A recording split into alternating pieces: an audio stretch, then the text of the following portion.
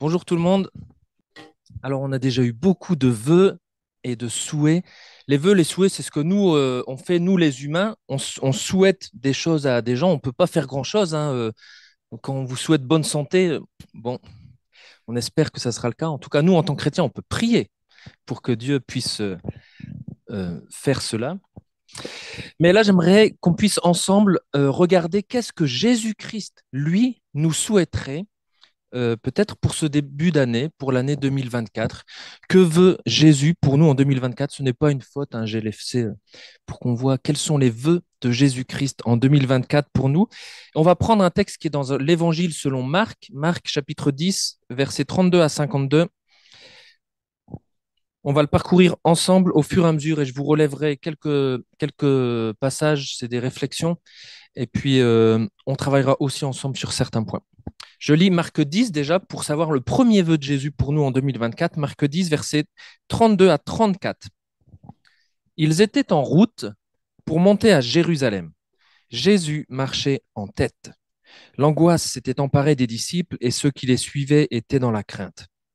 Jésus prit de nouveau les 12 à part et il se mit à leur dire ce qui allait arriver.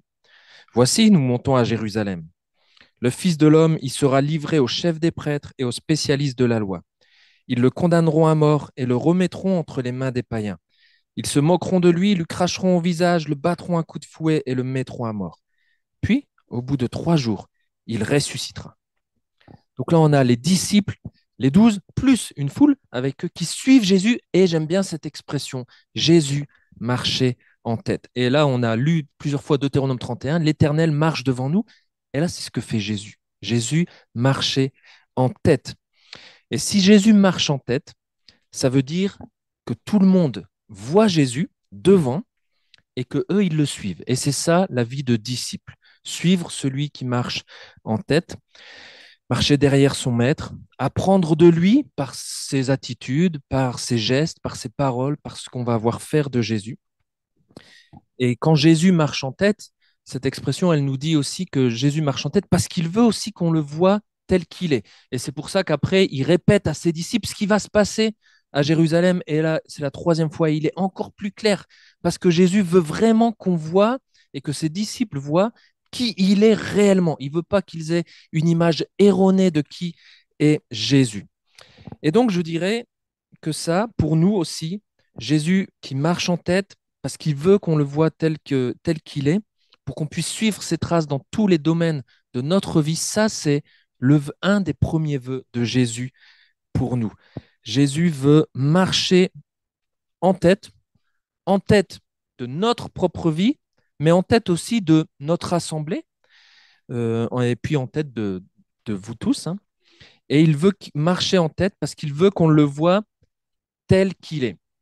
Et alors là, je vous pose une question, parce qu'on a dit l'Éternel marche devant nous, Jésus marche en tête, mais comment nous, on peut faire, et c'est à vous de répondre, comment nous, on peut faire pour vivre cela, pour vivre le fait que Jésus marche à notre tête, pour en être conscient. Allez-y, comment on va pouvoir appliquer ça? Jésus marche à notre tête, ok, et comment on le vit? Parce que c'est beau hein, de le dire, mais prier quand on a une décision à prendre, par exemple, pour lui dire, c'est toi qui es devant et je veux te suivre. Et puis on va voir ensemble quel est le choix. C'est une manière de mettre Jésus en tête, même Jésus en tête de notre Église. Alors par exemple, quand on a un conseil d'Église, des conseils d'anciens, des réunions, c'est souvent pour ça qu'en fait qu'on prie avant toute chose, pour se rappeler que Jésus est en tête. Ok, lui confier chaque jour. Alors comment tu lui confies chaque jour?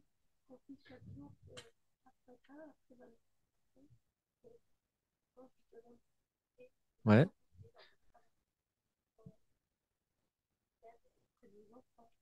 Donc chaque matin, déjà, c'est intéressant. Si Jésus marche en tête, on peut aussi, c'est vrai, débuter la journée chaque matin avec Jésus qui marche en tête, en méditant sa parole, en le priant, en le parlant, en lui rappelant, en nous rappelant aussi, en rappelant à notre âme, Jésus est en tête. Donc voilà, il y a plusieurs façons de faire, mais le but, c'est ça, qu'il ait la première place, que ça soit lui qui ouvre le chemin, qui ouvre aussi chaque journée. Donc, il y en a d'autres, hein, des façons de faire. Vous verrez aussi comment on peut appliquer ça pour que nos regards soient toujours fixés sur Jésus, pour que lui marche toujours en tête. Qu'est-ce qui pourrait nous détourner de cela? Parce que l'Éternel va toujours marcher devant nous. Jésus va toujours marcher devant nous. Mais parfois, en fait, nous, on sera à côté. Qu'est-ce qui pourrait nous détourner d'avoir Jésus en tête? Parce que on va devoir lutter contre ça aussi. On a parlé de lutte ce matin. Le rythme de la vie, qui parfois on est tête dans le guidon, ouais, on est tête dans le guidon et puis on se dit, on est en train de faire quelque chose, prendre une décision, puis on se dit, mince, j'ai fait ça en fait sans même penser éventuellement à Jésus. Ça m'arrive. Parfois, du coup, on se repent, puis on dit, oh, purée Seigneur, j'ai commencé cette prédication sans toi en fait. Et donc, hop, j'ai entendu autre chose aussi. Tu- quand on regarde ailleurs, il y a des choses à côté de nous qui vont vouloir détourner nos regards. Il y a un bouquin qui est intéressant à lire, si vous voulez, que ça s'appelle La guerre des spectacles, qui montre que le plus beau spectacle, c'est Jésus-Christ. Euh, voilà, le plus beau spectacle, c'est Jésus-Christ pour nous, mais qu'il y a plein de spectacles à côté qui vont chercher à attirer nos regards et donc à détourner nos regards de Jésus-Christ. Donc en effet, il y a des choses qui vont chercher à détourner nos regards. Et au lieu de regarder celui qui marche devant nous, lui, il marche toujours devant nous, mais nous, on va regarder ailleurs. Et donc, on va commencer à suivre un autre chemin. Des préoccupations. Des comment? Ouais. Donc, il va y avoir trois luttes essentielles qui vont nous faire détourner nos regards de celui qui marche devant nous. Des luttes qui viennent de nous-mêmes, notre chair. Des luttes qui viennent du monde, qui va nous attirer. Et des luttes éventuellement qui viendront du diable, qui lui va nous pousser parfois. Euh, mais voilà, mais en tout cas, c'est jamais parce que Jésus marcherait trop vite et que nous, on n'arrive pas à le suivre, ou c'est jamais parce que lui nous a abandonnés, c'est parce qu'il va y avoir, oh, ça va souvent venir de lui. Mais Jésus, lui, marchera toujours à notre tête. Donc ça, c'est un des premiers vœux qu'on peut avoir pour nous en 2024, que Jésus marche en tête et à nous de le vivre aussi chaque jour.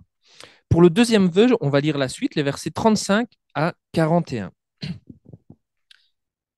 Alors Jacques et Jean, les fils de Zébédée, s'approchèrent de Jésus et lui dirent, Maître, nous désirons que tu fasses pour nous ce que nous allons te demander. Que désirez-vous que je fasse pour vous leur demanda-t-il. Ils répondirent, Accorde-nous de siéger l'un à ta droite et l'autre à ta gauche lorsque tu seras dans la gloire. Mais Jésus leur dit, Vous ne vous rendez pas compte de ce que vous demandez. Pouvez-vous boire la coupe que je vais boire ou passer par le baptême que j'aurai à subir? Oui, lui répondirent-ils, nous le pouvons. Alors Jésus reprit, Vous boirez en effet la coupe que je vais boire et vous subirez le baptême par lequel je vais passer, mais quant à siéger à ma droite ou à ma gauche, il ne m'appartient pas de vous l'accorder. Ces places reviendront à ceux pour qui elles ont été préparées. En entendant cela, les 10 autres s'indignèrent contre Jacques et Jean. Alors là, on a Jacques et Jean qui sont étonnants, parce que Jésus vient de leur annoncer qu'il va mourir de manière atroce à Jérusalem, et eux, ils s'approchent de Jésus en lui demandant de signer un chèque en blanc. Ils lui disent, on a un vœu, dis-nous oui, avant qu'on te le pose, avant qu'on te l'exprime. Bon, Jésus, heureusement, il ne tombe pas dans le piège, on s'en doute. Et puis il leur dit, bah alors, c'est quoi votre vœu? Qu'est-ce que vous souhaitez? C'est quoi votre vœu? Et leur vœu est encore plus surprenant et même déplacé. Accorde-nous de siéger l'un à ta droite, l'autre à ta gauche, lorsque tu seras dans la gloire. Donc on a vu que le premier vœu de Jésus, c'est qu'il marche en tête, que Jésus, lui, soit vu tel qu'il est. Donc le serviteur souffrant, notamment, il l'explique, Jésus. Donc Jésus, son premier vœu, c'est qu'il soit vu. Mais Jacques et Jean, quel est leur vœu? Ils veulent être vus à la place de Jésus. Ils veulent les meilleures places à côté de Jésus. Ils veulent la gloire, la reconnaissance et les honneurs des hommes. Ils ont des vœux de grandeur.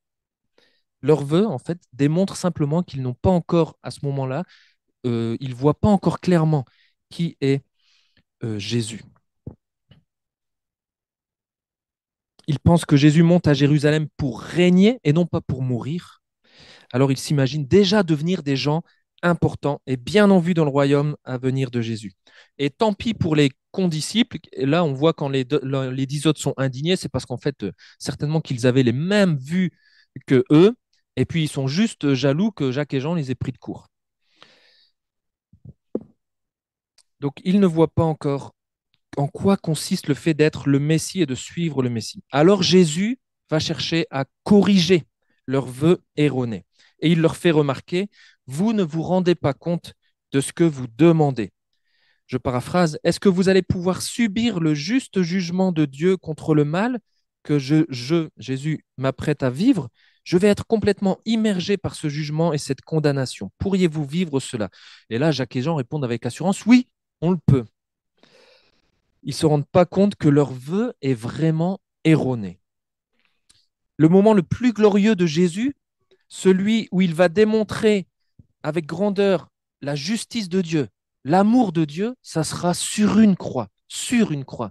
Donc si Jacques et Jean veulent être aux meilleures places, eh ben, ça devrait être sur une croix à la droite et à la gauche de Jésus. Mais ça ne sera pas le cas pour eux. Donc Jésus leur dit, vous allez vivre d'une certaine manière mon baptême, etc. Parce que vous allez porter votre croix, mais vous n'allez pas être sur une croix à ma droite et à ma gauche. Donc Jésus là, leur dit, je ne peux pas réaliser votre vœu. Et il leur fait comprendre en les corrigeant, et il ne répond pas d'ailleurs à leur vœu. Et ça, c'est le deuxième vœu que je pense qu'on peut avoir aussi pour nous en 2024, que Jésus corrige nos vœux erronés de grandeur. Parce que, je pense qu'on peut l'avouer, on n'est pas meilleur que Jacques et Jean. On a aussi des vœux de grandeur. Alors lesquels, par exemple? Est-ce qu'on a des vœux de grandeur? Parfois, on les exprime à la nouvelle année, hein. Des vœux de prospérité, des vœux d'argent, etc. Des vœux pour que Dieu nous aide à réaliser nos propres rêves, pour que Dieu nous aide à réaliser nos projets, souvent sous-entendu projets de développement personnel. Et on aime être vu. On aime les meilleures places, on aime la reconnaissance, les honneurs, les éloges des hommes. Et du coup, comme les disciples, quand on pense comme ça, quand on pense vœux de grandeur pour nous-mêmes et qu'on veut que Jésus accomplisse nos vœux de grandeur, et ben alors du coup, on va tous se voir en concurrence les uns des autres. Parce que du coup, mon vœu de grandeur est plus important que le tien. Donc on se voit en concurrence, comme les 10 autres. On pense à soi-même, on s'aime soi-même, et on a, nous aussi, des vœux de grandeur. Jésus nous demande, que veux-tu que je fasse pour toi en 2024? Et nous répondons, Seigneur, je veux être vu. On ne va pas le dire comme ça, mais ça va être un vœu de grandeur. Mais si on veut être vu, alors Jésus, lui, va être masqué. Les gens nous verront nous, mais ils ne verront pas Jésus. Si on veut être vu, alors on ne voit pas encore nettement qui est Jésus tel qu'il est. Et notre réponse va démontrer qu'en fait, on ne voit pas Jésus et qu'en fait, on voit plutôt Jésus comme le génie de la lampe magique d'Aladin. On frotte et puis on a le droit à 3 vœux et puis on veut que Jésus les accomplisse. Des vœux d'auto-élévation, des vœux d'auto-exaltation, etc. Finalement, ce n'est pas Jésus qu'on suit, c'est nous-mêmes. Et donc en 2024, ma prière aussi pour nous, individuellement, mais aussi en tant qu'Église, c'est que Jésus nous révèle quels sont nos vœux, nos désirs, nos souhaits, nos rêves de grandeur qui sont erronés. Alors quels sont les vœux que Jésus, nos vœux erronés que Jésus doit corriger dans nos vies, comme il le fait avec les disciples? Ma prière, c'est qu'il puisse nous les montrer et qu'on puisse du coup vivre autre chose, vivre ses vœux à lui. Et ses vœux à lui, on va les voir, c'est le troisième vœu, que Jésus nous donne de vivre ses vœux de service. Et là, on lit les versets 42 et 45. Alors Jésus les appela tous auprès de lui, puisqu'ils commençaient à se disputer entre eux. Jésus appelle tous ses disciples, les 12 là, auprès de lui et leur dit, vous savez ce qui se passe dans les nations. Ceux que l'on considère comme les chefs politiques dominent sur leur peuple, et les grands personnages font peser leur autorité sur eux. Il ne doit pas en être ainsi parmi vous. Au contraire, si quelqu'un veut être grand parmi vous, qu'il soit votre serviteur. Et si quelqu'un veut être le premier parmi vous, qu'il soit l'esclave de tous. Car le Fils de l'homme n'est pas venu pour se faire servir, mais pour servir et donner sa vie en rançon pour beaucoup. Les vœux de grandeur, les vœux de puissance, les vœux de domination, ça c'est ce qui se passe dans les nations. Alors peut-être que Jésus, là, en 2024, il aurait pu dire, c'est ce qui se passe sur les réseaux sociaux, où on veut s'afficher, où on veut être vu, etc. C'est ce qui se passe dans les entreprises, où l'on met les employés en concurrence pour élire le meilleur employé du mois, etc. Ça, c'est ce qui se passe dans les nations. Mais, verset 43, il ne doit pas en être ainsi parmi vous. Vous, ici, c'est qui? Comment? Les 12, là, c'est les 12, et donc plus largement, nous maintenant aussi, l'Église, les disciples de Jésus-Christ. Le vœu de Jésus, pour nous, ses disciples, c'est que nous vivions un grand renversement. Si quelqu'un veut être grand parmi vous, qu'il soit votre serviteur. Et si quelqu'un veut être le premier parmi vous, qu'il soit l'esclave de tous. Les grands, les premiers dans l'Église, ce sont ceux qui servent les autres. Ce sont ceux qui sont esclaves des autres. Le serviteur, c'est celui qui se fatigue dans un travail qui produit un effet, non pas pour lui, mais qui produit un effet réel pour les autres. Il a les mains dans le cambouis pour les autres, pour les intérêts des autres, et non pas pour ses propres intérêts. L'esclave, c'est celui qui ne s'appartient plus à lui-même, il appartient à son maître, et ici, les maîtres, c'est les autres. Donc, il faut relever quand même, il y a donc quand même aussi des grands et des premiers dans l'Église, d'après les paroles de Jésus, mais ce sont ceux qui servent. Ce sont ceux qui sont esclaves des autres. Ça, c'est chaud, non? À vivre en 2024. Serviteurs des autres, esclaves des autres. Dans les nations, les grands se servent des autres pour se faire servir eux. Dans les nations, les grands exploitent les autres pour se faire servir eux. Mais lorsque nous sommes disciples de Jésus, nous sommes grands quand nous servons les autres. Nous les servons dans le but de les faire grandir, dans le but qu'ils puissent s'épanouir joyeusement en Christ, etc. Est-ce que c'est ainsi qu'on voit notre place dans le service de Jésus-Christ, dans son Église? Serviteur et esclave de tous. Ça, c'est le vœu de Jésus pour nous tous. On n'est pas, chacun d'entre nous, on n'est pas des gens importants. On n'est pas au-dessus des autres. On est serviteur et esclave des autres. C'est le grand renversement, le grand vœu que Jésus nous appelle à vivre. Début décembre 2023, pour notre assemblée, on a dit qu'on se commençait à se mettre à l'écoute pour savoir dans quelle direction Dieu veut nous conduire pour l'Église, parce que, bah voilà, on le voit ce dimanche encore, on a des problèmes de place.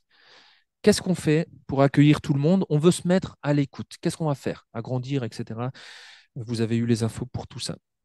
Et je me dis qu'à partir de ce vœu-là, ce grand renversement-là, pour notre assemblée, en 2024, notre Église n'a pas besoin de plus de personnes qui pensent être des leaders. Notre Église a besoin de plus de personnes qui savent qu'elles sont serviteurs des autres et pas qui pensent être des leaders. Notre Église a besoin de plus de personnes qui savent qu'elles sont serviteurs des autres. Ça, c'est ce que nous demande de vivre Jésus. Et il ne nous demande pas de vivre quelque chose que lui-même n'aurait pas vécu. S'il nous appelle à vivre cela, c'est parce que lui-même l'a vécu, verset 45, car le Fils de l'homme n'est pas venu pour se faire servir, mais pour servir et donner sa vie en rançon pour beaucoup. Dans cette phrase, on a la raison et le but du vœu. Nous, nous faisons serviteurs et esclaves parce que Jésus l'a fait. Ça, c'est la raison. Nous, nous faisons serviteurs et esclaves pour que Jésus soit vu tel qu'il est, lui-même. Ça, c'est le but. Parce qu'en effet, je l'ai déjà dit plus tôt, lorsque nous, on veut être vus, eh ben alors on va cacher Jésus. Donc on va cacher ce but-là. Donc si nous, en fait, on veut être vus, on cache Jésus. Si nous, on veut être vus et qu'on n'est pas serviteur, alors on va cacher Jésus serviteur et on va montrer aux autres un Jésus qui aurait envie d'être servi. On ne va pas montrer la bonne image de Jésus. À l'inverse, lorsque nous servons les autres, lorsque nous donnons nous aussi notre vie pour les autres, eh bien, on montre aux autres Jésus tel qu'il est, parce que c'est comme ça que Jésus a agi pour les autres aussi. Quand on sert, Jésus est vu, mais pas nous. Nous servons les autres pour que Jésus soit vu comme le serviteur qui est lui aussi venu pour servir les autres et donner sa vie en rançon à leur place. Et c'est ainsi qu'on veut que Jésus soit vu. Et si nous, on a une bonne vision de Jésus, donc à savoir que Jésus est un homme qui s'est sacrifié pour ses ennemis, et bien alors nous-mêmes, on va chercher, j'allais dire, à influencer les autres par notre service plutôt que par notre pouvoir et notre contrôle. On n'a aucun le pouvoir, le contrôle, ça influence personne. Par contre, un amour sacrificiel et qui se substitue aux autres, alors ça fait grandir et ça édifie les autres. Alors qu'en 2024, Jésus nous donne d'aimer, d'un amour sacrificiel, d'un amour qui va faire très volontiers des dépenses pour les autres, qui va se dépenser tout entier pour les autres, qu'il nous donne de vivre ses vœux de service et non pas nos vœux erronés de grandeur personnelle. Et on termine avec les versets 46 à 52 pour un dernier vœu de Jésus pour nous en 2024. Ils arrivèrent à Jéricho, toute la foule des disciples. Jésus et ses disciples sortaient de la ville accompagnés d'une foule nombreuse. Bartimée, fils de Timée, un mendiant aveugle, était assis au bord du chemin. Lorsqu'il entendit que c'était Jésus de Nazareth, il se mit à crier : « Jésus, fils de David, aie pitié de moi !» Mais beaucoup le rabrouaient pour le faire taire. Lui, cependant, criait de plus belle : « Fils de David, aie pitié de moi !» Jésus s'arrêta et dit : « Appelez-le. » On appela l'aveugle en lui disant : « Courage, lève-toi, il t'appelle. » À ces mots, il jeta son manteau, se leva d'un bond et vint vers Jésus. Jésus lui dit : « Que veux-tu que je fasse pour toi ? » « Maître, lui répondit l'aveugle, fais que je puisse voir. » « Va, lui dit Jésus, parce que tu as cru en moi, tu es guéri ou sauvé. » Aussitôt, il recouvra la vue et suivit Jésus sur le chemin. Bartimée, c'est un aveugle dans le domaine physique, il est réellement aveugle, il ne voit rien, mais il voit très clair dans le domaine spirituel. Parce que là, vous avez les gens qui parlent de Jésus en disant c'est Jésus de Nazareth, et lui, il dit Jésus, fils de David. Jésus de Nazareth, ça ne veut rien dire, ça veut juste dire qu'il vient de Nazareth, etc. Et les gens diront mais qu'est-ce qui vient de bon de Nazareth ? Rien. Mais lui, il l'appelle Jésus, fils de David. Et là, c'est un titre messianique. Il sait que derrière ce Jésus, fils de David, derrière ce Jésus de Nazareth, il y a le Messie. Il y a plus que ce que les hommes à côté voient. Bartimée voit clair sur qui est Jésus. Et Bartimée n'attend pas de Jésus la libération politique d'Israël, comme d'autres pouvaient l'attendre. Bartimée sait que le Messie est venu pour sauver. Et entre autres, certainement qu'il connaît les prophéties d'Ésaïe, donc il sait que le Messie est venu pour ouvrir les yeux des aveugles. Alors qu'est-ce qu'il fait ? Il implore la grâce du fils de David pour lui-même. Bartimée, c'est un mendiant de la grâce de Dieu. Jésus, fils de David, aie pitié de moi. Bartimée reconnaît qu'il est misérable, qu'il est petit aux yeux du monde. Quelqu'un qui, d'après la société, n'aurait rien à faire avec Jésus. D'ailleurs, c'est pour ça qu'il y en a beaucoup qui le rabrouent en lui disant « Tais-toi, t'es qu'un moins que rien, tu n'as pas accès à Jésus. » Mais Jésus est venu pour servir et sauver des hommes comme Bartimée, qui reconnaissent leur misère, qui reconnaissent qu'ils ont besoin de la grâce de Dieu. Alors Jésus le fait appeler et il lui pose la question : quel est ton vœu ? Réponse de Bartimée : Maître, fais que je puisse voir. Ce n'est pas un vœu de grandeur de la part de Bartimée. Il ne veut pas être vu. Personne ne faisait attention à lui, de toute façon, sur le bord du chemin. Il veut juste pouvoir voir, notamment pouvoir voir Jésus qui se tient devant lui. Et Jésus le guérit, même il le sauve, parce que dans cette guérison, il y a plus qu'une guérison miraculeuse, il y a la foi qui sauve. C'est pour ça qu'après, tout de suite après, aussitôt, le texte nous dit, aussitôt Bartimée se met à suivre Jésus sur le chemin. Il est devenu un disciple de Jésus. Jésus marche maintenant devant Bartimée et Bartimée le suit sur le chemin du service. Et vous savez quoi? Je pense que Bartimée a dû servir beaucoup les autres. Comment on peut dire ça? Parce que Bartimée, c'est le seul miraculé dans l'évangile selon Marc dont on connaît le prénom. Il y en a eu d'autres dans l'évangile selon Marc qui sont guéris par Jésus, mais on connaît Bartimée. Certainement qu'il a dû servir beaucoup les autres et l'Église parce qu'il est connu. Et c'est ironique, parce que Bartimée, qui n'avait pas fait un vœu de grandeur, il n'a pas demandé à être vu, il n'a pas demandé la meilleure place, bah finalement, c'est Bartimée qui sera connu des années encore après sa guérison. Aujourd'hui encore, on connaît Bartimée, le mendiant qui n'a pas demandé à être vu, mais on le connaît parce qu'il a certainement servi les autres en Jésus-Christ. Et à travers ce vœu, moi je formule celui-ci, que de nouveaux disciples suivent Jésus sur le chemin. Bartimée, c'est un nouveau disciple de Jésus. Et je pose cette question.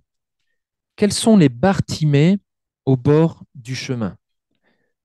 Au bord du chemin qui cherchent et qui mendient la grâce de Dieu. Tout à l'heure, tu as parlé des scientifiques, des chercheurs qui cherchent. Nous, on dit des chercheurs qui cherchent, on en trouve, mais des chercheurs qui trouvent, on en cherche.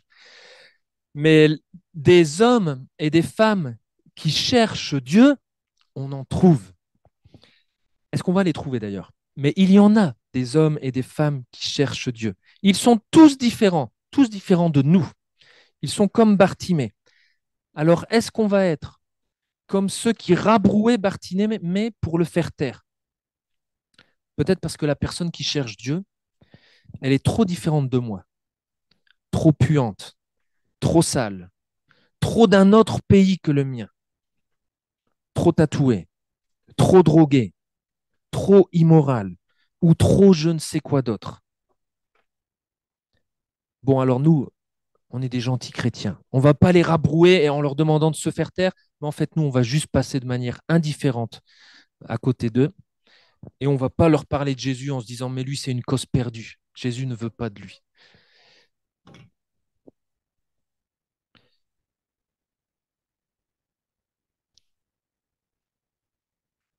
Les bords du chemin, là, pour Bartimée, pour nous, ça peut être littéral, hein. Ça peut être vraiment, ils seront au bord du chemin, sur le trottoir, ou peut-être qu'ils seront au bord du chemin de leur vie.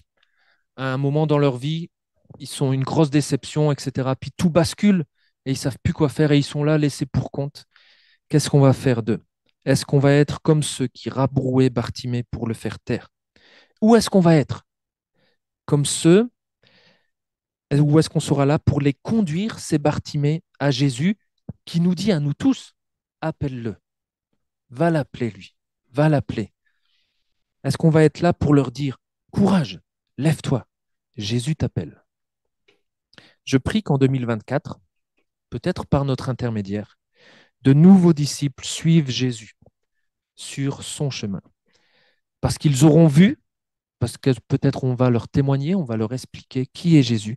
Ils auront vu nettement qui est Jésus. On leur aura montré Jésus tel qu'il est. Et ils viendront encore compléter cette salle et on pourra ensemble rendre gloire à Dieu et continuer de témoigner fidèlement. Alors voilà 4 vœux, je pense, qu'on peut avoir pour 2024. Qu'en pensez-vous? On y va? Est-ce qu'avec ça, on peut se dire bonne année et allons vivre cela?